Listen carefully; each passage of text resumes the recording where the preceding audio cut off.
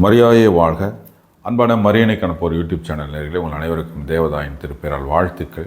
ஜெபமாலை பற்றிய நெடுந்தொடரில் இருக்கின்றோம். ஜெபமாலை பற்றிய ஒவ்வொரு முக்கியமான செய்திகளையும் இந்த தொடரை நம்ம பார்த்துட்ருக்கோம். இந்த தொடர் ஒருவரை கண்டிப்பாக மாற்றும். எப்படி மாற்றுன்னா, ஜெபமாலை பக்தியிலே இல்லாமல் இருக்கிறவங்க கண்டிப்பாக இந்த ஜெபமாலை பக்திக்குள்ளே வருவாங்க.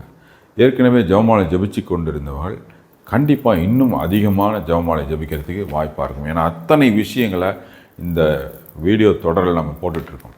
இந்த தொடரை முழுசாக நீங்கள் பார்க்கணுன்னா இந்த வீடியோவுடைய டிஸ்கிரிப்ஷனில் கீழே பார்த்தீங்கன்னா இருக்கும். அதில் இன்றைய நாள் வரை வந்த எல்லா வீடியோக்களும் இருக்கும். 45 நாளுடைய வீடியோவும் அதில் இருக்கும். இனிமேல் வரப்போகின்ற வீடியோவும் இந்த லிங்க்கில் இருக்கும், நீங்கள் பார்த்துக்கலாம். அந்த டிஸ்கிரிப்ஷனுக்குள்ளே போக தெரியாது அப்படின்னா பரவாயில்ல. இந்த வீடியோவுடைய கமெண்ட் பாக்ஸ், அந்த கமெண்ட்டில் முதல் கமெண்ட்டில் வீடியோ அத்தனை வீடியோக்களுடைய லிங்க்கும் அதில் இருக்கும், நீங்கள் பார்த்துக்கலாம். அதனால இந்த வீடியோக்களெல்லாம் நீங்களே வச்சுக்காம தயவுசெய்து ஷேர் பண்ணி விடுங்க எல்லாத்துக்கும். ஏன்னா மாதாவை பற்றிய அருமையான ஜெபமாலை பக்தி பற்றிய செய்திகள் இந்த தொடரில் இருக்குது. தயவுசெய்து இந்த வீடியோவை ஷேர் பண்ணுங்கள். இந்த கடந்த பதிவில் நாம் கூட்டு ஜெபமாலை பக்தி அப்படின்றத பற்றி பார்த்தோம். அது கூடவே ஒரு சிஎஸ்ஐ சகோதரனுடைய அனுபவத்தை நான் சொன்னேன். ஜெபமாலை மேலே அவங்க வச்சிருக்கின்ற மிகப்பெரிய பக்தியை நான் இந்த கடந்த வீடியோவில் பார்த்தோம். இன்றைக்கு கூட்டு ஜெபமாலை பக்தியால் விளைந்த புதுமைகளை பார்க்க போகிறோம். ஆக தனியாக ஜெபமாலை சொல்கிறதை விட கூட்டாக சேர்ந்து சொல்கிற ஜெபமாலைக்கு மிக பெரிய சக்தி இருக்குதுன்றதுக்கு இப்போ நாம் கேட்க போகிற புதுமைகள் மூலம் நாம் தெரிஞ்சுக்கலாம். அதனால் நீங்கள் உங்கள் வீட்டில் இனிமேல் எல்லாரும் சேர்ந்து ஜெபமாலை ஜெபிங்க. தனித்தனியாக ஜெபமாலை ஜெபிக்கிறத விட எல்லாரும் சேர்ந்து கூட்டமாக ஜெபிக்கிறது, அது வீட்டில் ஜெபிக்கிறது மிக மிக முக்கியமாக இருக்குது. சாத்தானை கூட்டமாக தாக்குறதுக்கு சமம் அது. அதனால் இன்றைக்கு கூட்டு ஜெபமாலையால் விளைந்த ஒரு சில புதுமைகளை நம்ம பார்க்கலாம். 8ஆம் அர்பன் அப்படின்ற பாப்பரசர் ரோமையில் ஜெபமாலை பக்தி பரவி வந்ததை கண்டு மிகவும் மகிழ்ச்சி அடைந்தார். 2 குழுக்களாக இருந்து மக்கள் ஜெபமாலை சொல்வார்கள் அல்லது பாடுவார்கள். சிறப்பாக புனித மினர்வா சோப்ரா மரியா என்ற இடத்தில் இந்த பழக்கம் நிலவியது. இதை கண்ட பாப்பரசர் 2 குழுக்களாக ஜெபமாலை சொல்லும் போதெல்லாம் மக்கள் அதிகமான பலன்களை அடைவார்கள் என 1626 வெளியிட்ட தமது சுற்றுமடல் ஒன்றில் அறிவித்தார். ஆகவே 2 குழுக்களாக ஜெபமாலை சொல்லும் நாமும் இந்த அதிகமான பலனை அடைகிறோம். அப்போ வீட்டில் 4 பேர் இருந்தீங்கன்னா அதுவே ஒரு குழு தான்.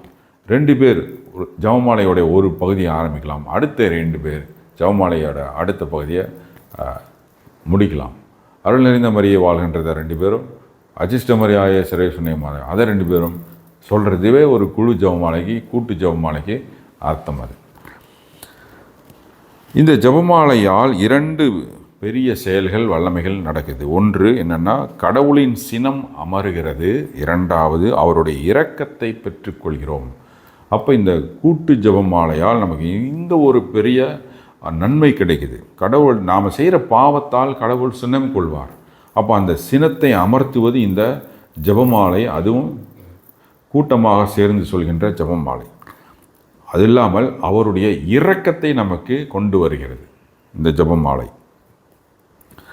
அடுத்ததாக 13ஆம் கிரெகோரியார் என்ற பாப்பரசர் ஜெபமாலை பற்றி ஒரு சுற்றறிக்கையிட்டார். அதில் 1571ஆம் ஆண்டு அக்டோபர் மாதம் முதல் ஞாயிறன்று லெஃபாண்டோ என்னுமிடத்தில் துருக்கியர் மீது கிறிஸ்தவர்களுக்கு கிடைத்த வெற்றி பெரும்பாலும் ஜெபமாலை பக்தி சபையினர் செய்த பொது ஜெபத்தாலும் அவர்கள் நடத்திய பொது பக்தி பலன்களினாலுமே என்பதை நாம் பக்தி விசுவாசமாக ஏற்றுக்கொள்ள வேண்டும் என்று தெளிவாக கூறியுள்ளார். 1571 துருக்கி படை, முஸ்லீம் படை பிரான்ஸ் நாட்டை பிடிக்கிறதுக்கு திட்டம் போட்டு படையெடுக்க வராங்க. அப்போ இருந்த 5ஆம் பத்திநாதர் திருத்தந்தை எல்லாரும் சேர்ந்து ஜெபமாலை ஜெபிங்க, அந்த மாதிரியான பேராபத்து பிரான்ஸ் நாட்டுக்கும் அதன் மூலம் ஐரோப்பா முழுவதுக்கும் வராமல் நம்ம காப்பாற்றலாம், அதனால் எல்லாரும் ஜெபமாலை ஜெபிங்கன்னாங்க. அப்போ வெறும் 30,000 பேர் இருந்த கத்தோலிக்க படை 1,50,000 பேர் இருந்த முஸ்லீம் படையை, துருக்கி நாட்டு படையை கடல் போரில் லெபாண்டோ என்ற இடத்தில் வெற்றி கொண்டது. 1571ஆம் ஆண்டு அக்டோபர் மாதம் 7ஆம் தேதி. அந்த வெற்றி ஜெபமாலையால், அது கூட்டு ஜெபமாலையால் எல்லாரும் உலகமே ஜெபிச்சிச்சு ஜெபமாலையை. அந்த போரில் நம்ம கத்தோலிக்க படை வெற்றி அடையணும்னு இந்த ஜெபமாலை மூலம் மாதா வெற்றியை கொடுத்தாங்க. அதனால தான் அக்டோபர் மாதத்து ஜெபமாலை மாதமாகவும் அக்டோபர் 7ஆம் தேதி ஜெபமாலை அன்னை திருவிழாவாக நம்ம கொண்டாடுறோம். இது கூட்டு ஜெபமாலைக்கு கிடைத்த ஒரு பெரிய வெற்றி, அது ஒரு புதுமை. அடுத்ததாக லூயிஸ் மன்னர் எப்படி இந்த கூட்டு ஜெபமாலையால் அவர் ஒரு போரில் வெற்றி பெற்றார்னு பார்க்கலாம்.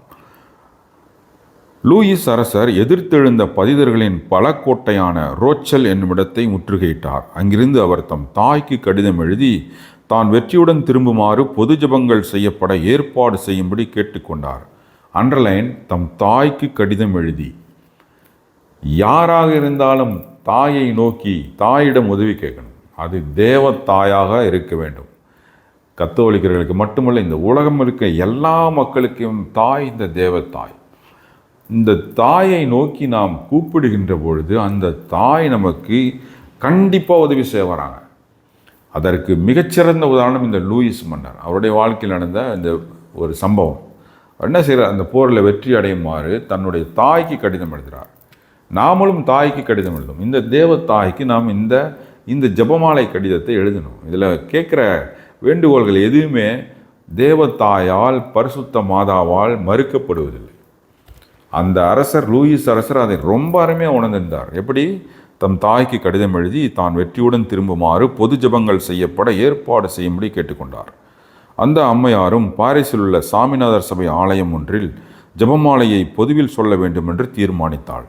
பாரிஸ் நகரம் ஆயரால் இந்த பொது ஜெபமாலை நடத்தப்பட்டது. முதல் ஜெபமாலை 1228ஆம் ஆண்டு மே மாதம் 20ஆம் நாள் சொல்லப்பட்டது.